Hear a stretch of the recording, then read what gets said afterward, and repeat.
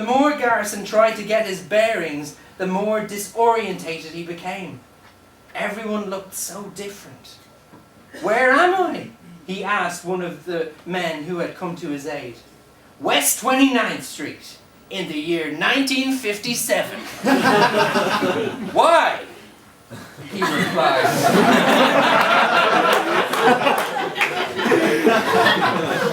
1957? Garrison thought. 1957? He then said aloud. "What the hell is going on?" Thank you very much.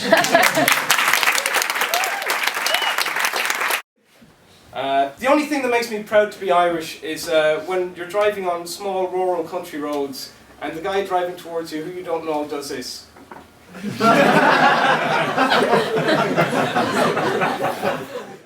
So aside from all the things that we do to each other, living in a human body, whether it's male or female, is a really political action in itself. So this is a poem that I wrote called In which I attempt to console myself by eating a loaf of garlic bread at midnight. True story, guys. This is a babble. The garlic bread sits, a cold loaf on the table, the length of my forearm, crumbled by hands at dinner, singing, "Girl, come here now. You go for an old bite now. Just buzz into the fridge and get some ketchup. Nobody's here, only you, me, Netflix, Reeves and Mortimer playing detective. Nobody's judging you. And if they are, fuck 'em. It is the place of nobody's hands on the softness of a jaw that was striking when you were 18. Maybe it's less so now, but it's still your jaw. No frocks should dare squeeze you wrong. No photographs distort you. Words like thick, voluptuous, curvy, when said with a sneer, are but police tape on your flesh." This tune is called Money. Off you go, runners.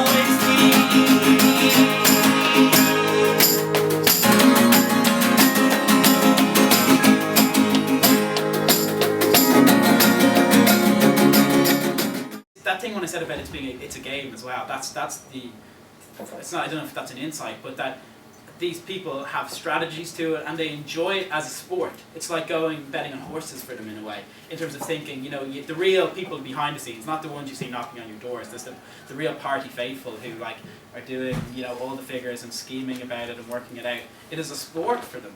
And I don't think that's what politics is about or should be about. And I think that's what, not everybody likes every sport. And I think that's why we're not engaged by politics, because it is a sport for a certain few people. And I don't really think it speaks to all of us. The thing I said earlier about the honesty thing, I think people actually don't want you necessarily to be honest. And I think that's you think everybody is reasonable. And it's really not the case. And that was a real shock when you go into something with the best kind of ideas about it. Funniest or kind of maddest stories came out of the Kent Centre, and actually came out of the people who were working as the helpers for the various parties, arguing over spoiled votes and all that kind of stuff. Did you come across anything like that? Spoiled votes and stuff? Yeah, like people who would say, there's a smudge on the one, that's definitely a one, and that's that's my preference and all that kind of stuff. Well, there was one which had virgin written across my face. That's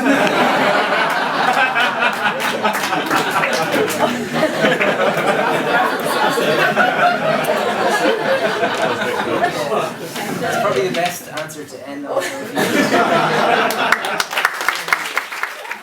We've obviously all been affected. I am not immune from the effects of the recession. I've a small 15-month-old son. And just before Christmas I had to consider letting him go.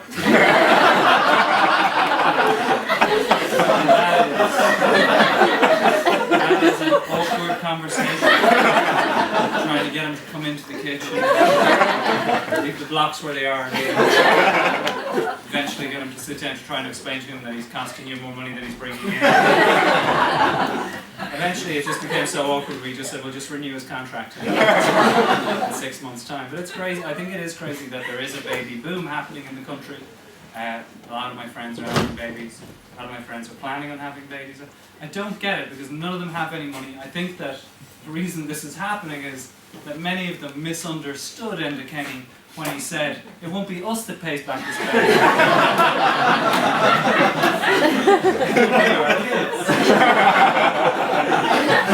I think we all have friends dumb enough to think, "I better get 2 of those friends."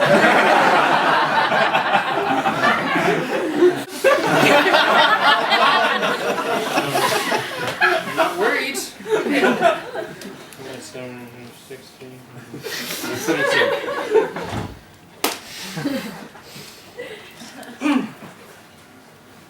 Garrison hated Mondays.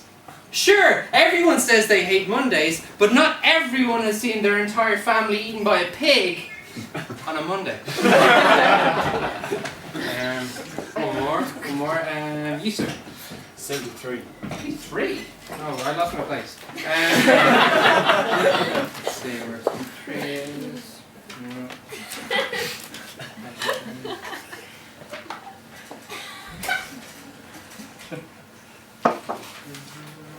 No.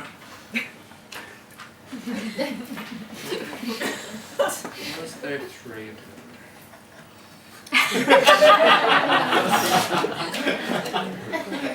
Yes! What's that? 73.